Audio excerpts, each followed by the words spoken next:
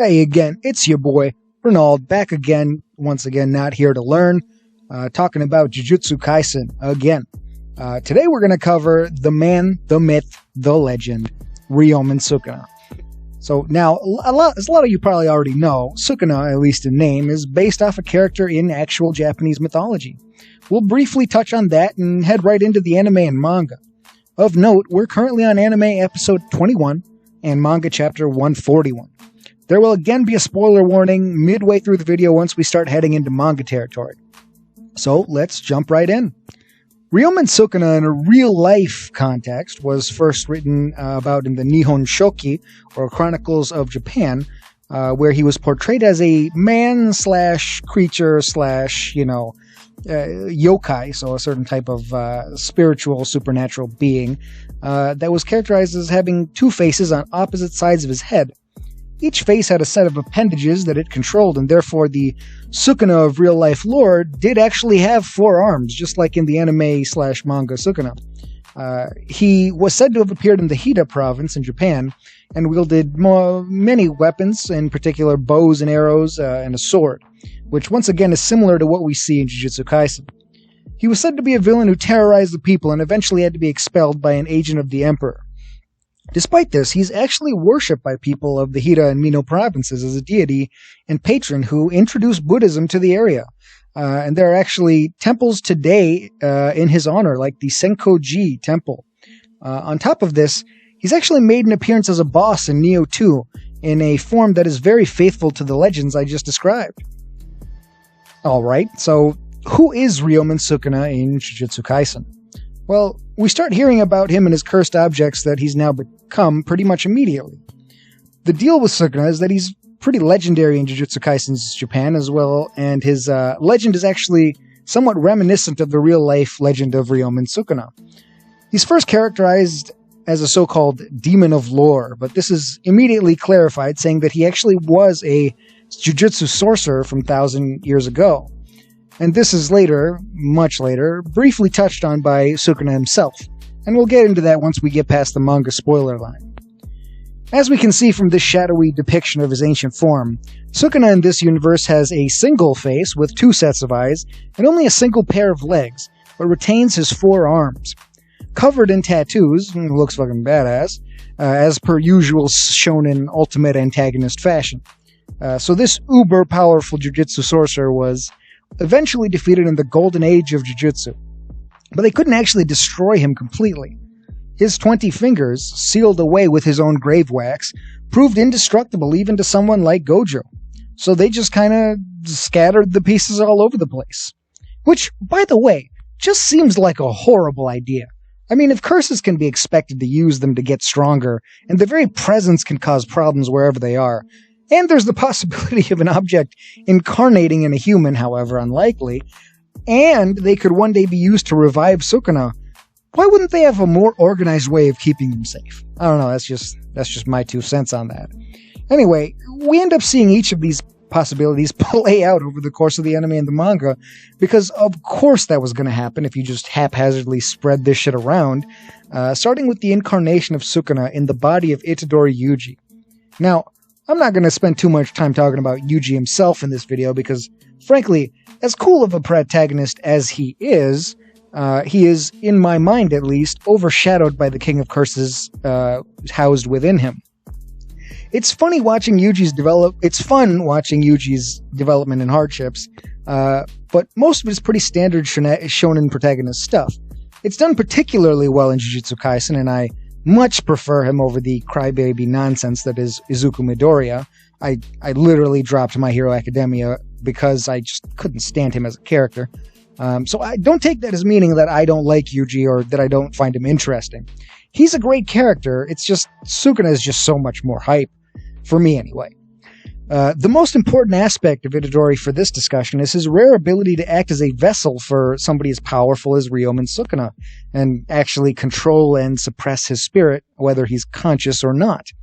Now, some of this might be because of his body's natural toughness, because of his raw physical strength, which may be the result of like a heavenly restriction type deal, like with Toji Fushiguro, due to its superhuman extent and his pre-Sukuna lack of cursed powers and post-Sukuna lack of curse technique. Otherwise, however, he's also likely has an innate potential to serve as a vessel, a potential that really is its own thing. To contain something as powerful as Sukuna, both of these things may have been required, though, because a vessel as powerful, to contain something like Sukuna, as Gojo says, may not ever come around again. And while we're on the topic of Itadori, I figure we may as well draw attention to something mentioned briefly by Gojo before he starts training Itadori. That eventually, Sukuna's techniques will become carved into his soul, and he'll be able to use the King of Curses' powers despite not having any of his own naturally. And I can't wait for that to happen. Anywho, Sukuna inside Itadori debuts his existence by wiping away a second-grade curse pretty effortlessly, and then promptly getting pwned by Gojo. Keep in mind that this is one-finger Sukuna, which is, theoretically something like 1/20th of his total power. Whether each finger actually scales to 1/20th of his total power, we don't necessarily know exactly, but for now we're going to go ahead and assume that that's the case. And then we're introduced to the fundamental underlying dilemma of Jujutsu Kaisen. As a vessel for a special grade curse spirit, Yuji Itadori must now be executed. As a way of staying said execution, Gojo convinces the higher-ups to suspend that execution until he's had a chance to absorb all of Sukuna's power by consuming all 20 fingers. This way, they can finally be rid of Sukuna, as by executing Itadori, the special grade cursed objects would finally be destroyed along with him. Now, we see something that undermines this plan pretty much immediately. They give him another finger, which theoretically doubles the power of Sukuna's soul in Itadori, and Yuji retains control. Shortly thereafter, Yuji dies, and then Sukuna rips out his still-beating heart to hold him hostage. Short story, that doesn't work, and Yuji swaps with Sukuna to save Megumi, and dies prematurely. So much for getting rid of Sukuna's 20 fingers, right? Well, no. Sukuna straight up brings him back from the dead. This, I would hypothesize, throws a little monkey wrench into the idea of simply getting rid of Sukuna by executing Itadori. After all, why would we think that Sukuna couldn't just do this again after he's had more fingers inside him? Once he's more powerful, wouldn't he just be able to do this again? Doesn't this invalidate Gojo's assertion that killing Itadori quells the power of the fingers? I mean, we'll have to see, I guess. Maybe if you execute the crap out of him brutally, it might work out differently? I don't know. Now, we're also introduced to the second primary plot thread of Jujutsu Kaisen at this point. Sukuna's mysterious interest in Megumi Fushiguro. The fact that Megumi uses shadows and not a charm for Shikigami apparently means that he doesn't have to run from special grades, the significance of which is lost on both Megumi and the audience at this point. We still wait on bated breath to find out why this is special to Sukuna. For whatever reason, as Getu later surmises, Megumi is a landmine for Sukuna as the only person whose survival he cares about.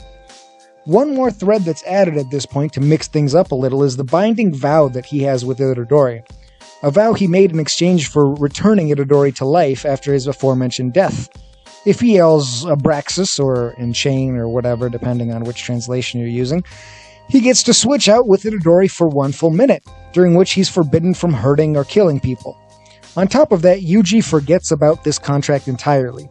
Yuji wasn't a fan of this, but then they decided to fight for it, and Yuji got destroyed immediately.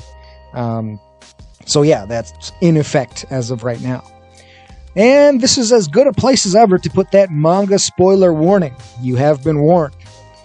So we still don't know what Sukuna's interest in Megumi is at Chapter 141, but it's been reinforced pretty heavily at this point. When it comes right down to it, the destruction caused by Sukuna's domain expansion during the Shibuya incident can be attributed in part to Sukuna's desire to save Fushiguro, almost as much as his wanton disregard for human life. He fights and annihilates a wildly powerful curse spirit in brutal fashion, massacring hundreds in the process. Now, Sukuna does say that we'll get the answer to this before long in Chapter 11, but 130 chapters later, I'd say that is a fucking lie. In reference to the binding vow, Sukuna has not invoked it even once just yet, so we don't know how exactly that's supposed to factor into his plans. So, to recap, We don't really understand Ryomen Sukuna's motivations outside the fact that Megumi is involved somehow, and he does seem to be planning a return to life fully somehow, and at some point. His compatriot Uraume, who he presumably knows from before his millennia-long discorporation, may also be involved, but once again, we don't really know how. Not very satisfying just yet, but the suspense is keeping us along for the ride. So what exactly can Sukuna do? Well, at this point in manga chapter 41, I'd say we don't really have a complete idea of his abilities, but we do know about a couple specific aspects of his powers so far. Cleave, Dismantle, Malevolent Shrine, and his unnamed Fire technique. So, Cleave and Dismantle are Sukuna's main cutting techniques. Dismantle is his default slash, which is pretty straightforward, just cut stuff up into little pieces, presumably at a constant power level, whereas Cleave is a more dynamic cutting attack, which allows for adjustment based on toughness and cursed energy to enable pretty much one-hit kills of powerful cursed objects or sorcerers. Malevolent Shrine, or demonic ferretry, or, which is, I guess, a type of reliquary type deal, depending on which translation you're reading, from what we've seen so far, ties these abilities together and shreds everything in the selected radius. It cuts inanimate objects with Dismantle and cleaves living things. The effect of this resembles literally shredding paper when he uses it in the Shibuya incident. Everything up to a 200-meter radius, if affected, is affected, a unique feature of Malevolent Shrine, a radius that he can modulate at will. Now, this extended radius does come with a heavenly restriction. In exchange for this extension, there is no real barrier preventing people from simply escaping the domain. In a battle against, say, Gojo, who can seemingly teleport, this would be, I would think, a pretty huge drawback. Now, we come to his unnamed fire ability. We see during his showdown with Jogo that he can actually use some kind of fire arrow, the name of which is not actually told to us. There's just a square where the name would be. Literally just a square. And that's one heck of a tease. We can see the technique and not the name. Interestingly, he shouts open whenever he uses it as well. Jogo was taken aback when he saw this ability, as he apparently had no idea it was coming.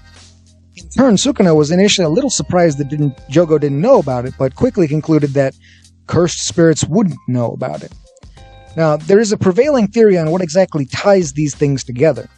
The kanji for cleave and dismantle apparently have to do with the cutting and filleting of fish, with food and stuff like that. And the kanji used for the shrine or feretory actually have something to do with a royal kitchen or some such.